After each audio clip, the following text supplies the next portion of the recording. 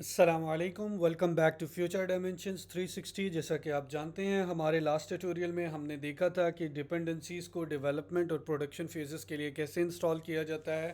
تو آج ہم انہی ڈپینڈنسیز کو ان انسٹال کرنے کے بارے میں دیکھیں گے۔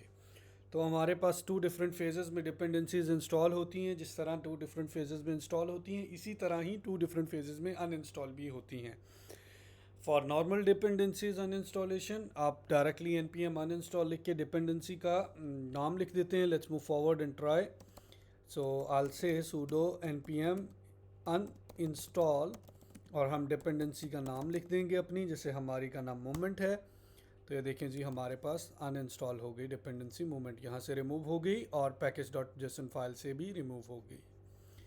So let's move ahead and try to uninstall the dependency from the development phase also. So you can say uninstall node mon اور after that آپ نے کیا کرنا ہے، آپ نے لکھ دینا ہے -save -def۔